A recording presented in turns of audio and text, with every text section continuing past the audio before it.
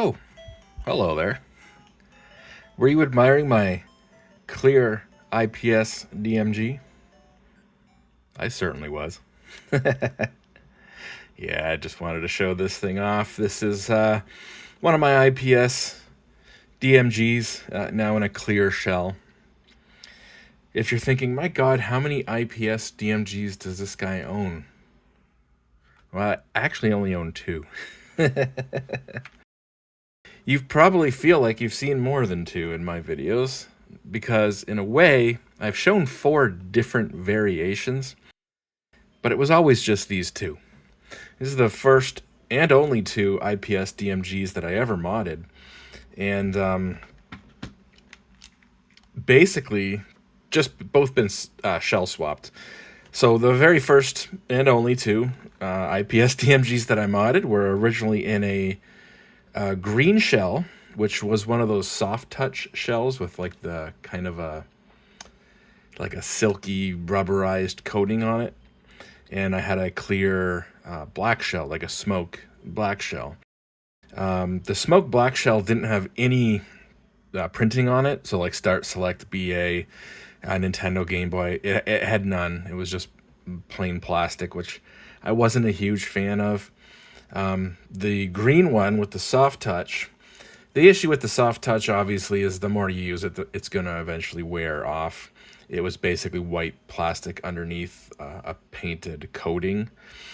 It also said for Nintendo Game Boy on it, which I also wasn't a huge fan of. Yeah, that was the first change, was the smoke shell turned into this one.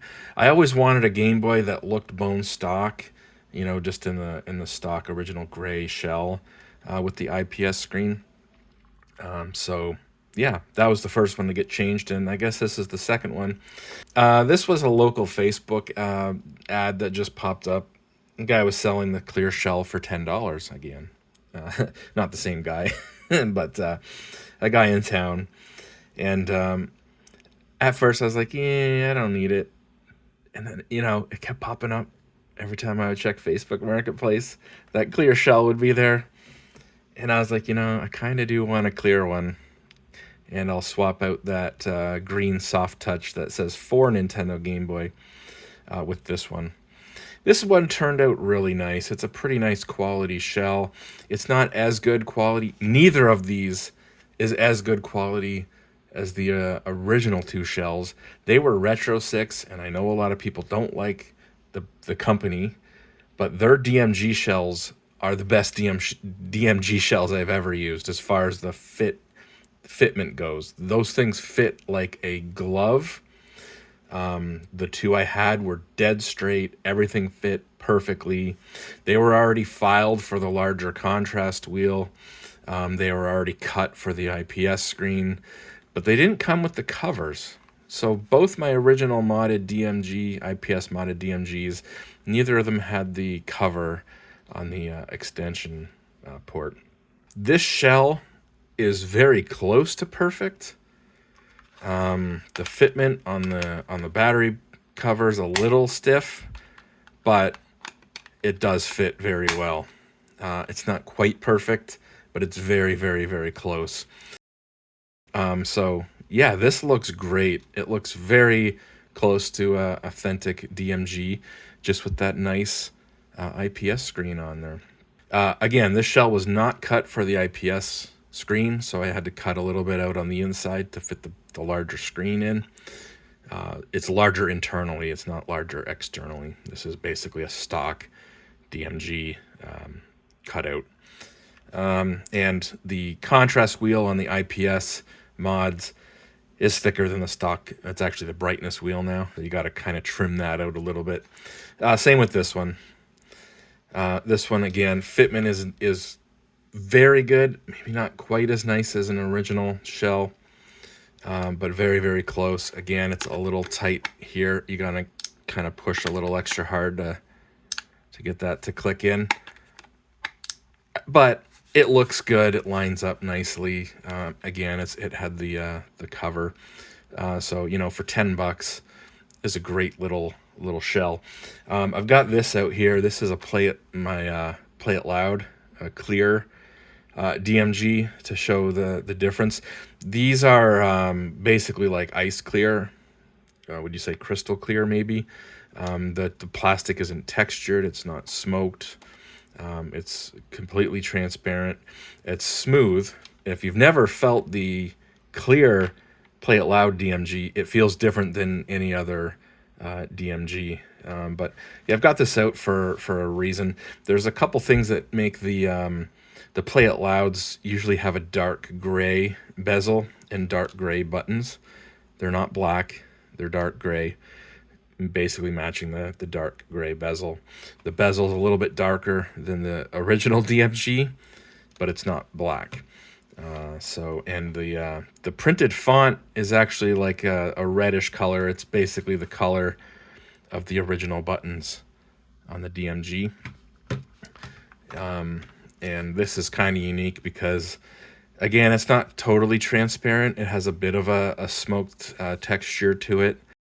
And the printing is blue. And then this has a black screen cover and black buttons. Although, actually, I think those are gray. Yeah, those are out of a black Play It Loud Game Boy. I don't know if that's maybe just a D-pad. The shell came with buttons and membranes. I might have used a mixture of them, but I believe these are stock membranes, as I believe are in here. You know, sometimes I'll put the membranes that came with the shell in, but if I don't like them, if the bounce back isn't right or the release pressure isn't right, I'll swap them out for factory membranes. This is a glass screen protector, so this is an aftermarket, this black screen protector. This one is the one that came with this shell, and it's plastic. This shell didn't come with a screen protector. But yeah, just wanted to show that off. I like having this one on green, and I like having this one on the kind of pea soup. It's more of a pea soup green, or more of a yellowish green. I don't know why. I just think that in the stock DMG, that color is closer to the stock color. The stock color is not quite green. It's kind of a pea soup green, more of a yellowish green. But on this one, I thought it would look cool to have green. I don't know. I thought the green looks more futuristic. It looks cooler with the clear. Is there any sense to that? I don't know. Neither of them are ideal, or to be honest. So they're very limited. They have like 7 color palettes. Honestly, 4 of them are usable. Maybe 3 of them are usable. One's like a dark blue, you can barely see. One's like a dark reddish pink, which you can barely see. And then one is just a weird selection of colors, and then the other one is like a variation of that. I mean, like I can show you here. You got the dark red. You've got the pea soup yellow or pea soup green. There's a purple. There's a straight up black and white. And then this one just changes 2 of the tones to like a yellow and a purple. And then this one's a slight variation of that where the black turns dark blue. And then there's the dark blue, which is kind of hard to see. I don't know who would want to use that one personally. And then back to the green there. If you've seen my Game Boy Pocket IPS mod, that is what the new DMG mods are based off of. They use the same screen and probably the same scaler and controller board and everything. And those are like 37 colors. And if you've seen my modded IPS Pocket, the screen's 11% larger than stock, which is kind of nice. And a lot of the color palettes are like a sepia tone. I kind of like a lot of the color palettes on those better, and it's 11% bigger. So, I mean, eventually I might actually have a third IPS modded DMG, but it'll be with the newer kit. I do have a third, I do have an extra DMG motherboard lying around that eventually I wouldn't mind getting a screen for. And yeah, that would require a different shell and a different screen lens cover, because again, the screen would be 11% larger. And they also have like the pixel gap option. These ones don't have any pixel gap option. You pretty much just have those 7 or so. Let's see, 1, 2, 3, 4, 5, 6, 7, 8. Yeah, there's 8 options there, but again, a couple of them are kind of similar. And the dark blue, personally, I would never want to use. So, not a lot of color options, and they don't have the pixel options, but I do still like the way they look. I think these look great. I don't mind that they're the stock size screen. Again, I kind of like that this one just looks like almost like a stock Game Boy, until obviously you see how good the screen looks compared to a stock. Yeah, so eventually, again, I would like to maybe do a third one with the larger screen, and based on one of the newer versions of the IPS mod. Again, these are both one of the earliest versions of the IPS mods that were available for DMGs in general. And yeah, I got that out just as a reminder. I almost kind of forgot that this was red and not blue. Like when I saw this, I was like, something looks weird. And I'm not just talking about, the fact that it's like a smoke. Yeah, I forget what else I was going to mention. There was something else I wanted to mention about these. Oh, yeah, I remember what it is. Check this out. This is funny. I hope you stuck around for this, because I know I just talked way too much. If I slowly move the power switch and I get it to kind of stick halfway, you see Pikachu? Did you see that? I'll zoom in a little bit here. If I go slowly, let the power switch kind of stop halfway, yeah, you see an image of Pikachu in there. Now, obviously, that's not in the Game Boy's CPU. The DMG predates Pokemon.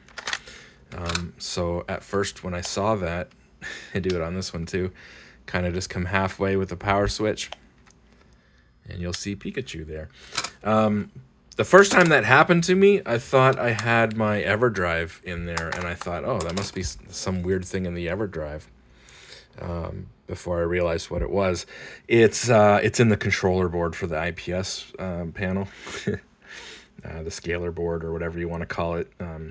In that controller board, in that firmware, the software that runs the IPS panel and does the scaling and all that. That's just something that's in there for some reason. I guess when the screen gets power, but it's not getting a signal from the Game Boy. I'm assuming when you get that power switch kind of halfway, there's some weird thing happening where the screen's getting power, but the rest of the DMG, like the motherboard, isn't. So the screen comes on, and then that's just a weird thing that the scaler controller board does. So yeah, kind of weirded me out the first time I saw it, and I was like, what the? And I was like, oh, it must be the EverDrive. And then I turned the Game Boy around, and there was no cartridge in it. And I was like, what? Kind of cool. So if you have an IPS mod, give that a try. I've also got my little Mew Mini Plus out. If it'll turn on here. Oh, I thought I had it. There we go. I thought it was on and it was sleeping, but it must have shut itself off. Got my Tech Dweeb theme on there. But yeah, the reason I have this out today is because I believe Onion OS has recently got another update. You may remember when I picked up the Mew Mini Plus and when I put Onion OS on it. Since then, there has been one update for Onion OS. And again, recently, I think there's been another. So we are going to turn on Wi-Fi.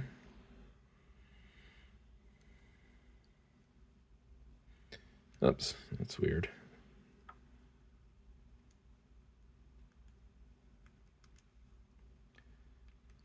That's a weird part of the screen. I don't know if that's a kind of a glitch in the Tech Dweeb theme there. It looks like it was trying to tell us something there, but we were just getting a blank screen. But anyways, Wi-Fi is now turned on, as you can see. And so somewhere in here, if we go to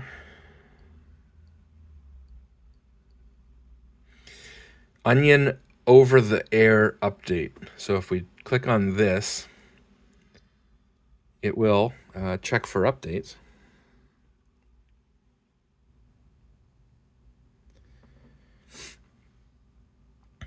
And yeah, very small font. We can check for a stable distribution or a beta. I've always stuck with the stable. And yeah, it says update available. Press A to continue. Very Linux-like, of course, because that's what it is. Download, it is 411 megabytes. Well, yeah, we came here to download it.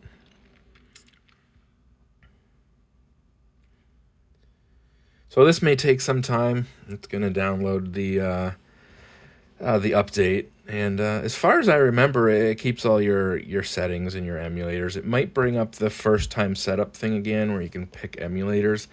Sometimes these updates will add new emulators.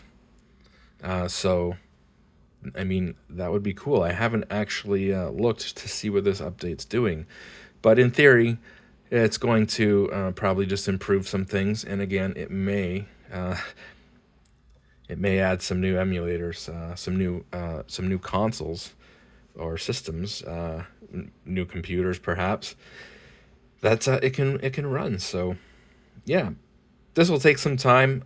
I just kind of wanted to show that as sort of a reminder that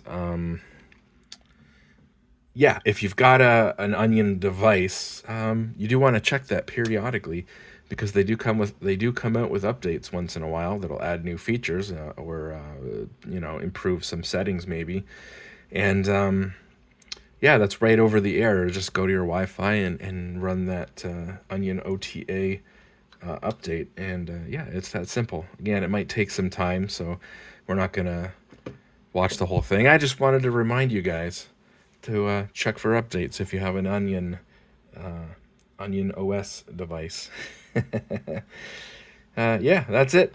Loving this. Again, it was just $10, and you know, didn't I didn't need it, but it's one of those things. I kept seeing it, and I think he was originally asking 15, and I kept seeing it, and then eventually it was like, oh, he dropped the price to $10. I was like, oh, okay, for $10, I'm gonna go pick that up. Yeah, and it looks pretty good with the black buttons, and they got the black glass screen cover on there. Yeah, that is it, guys. See you later.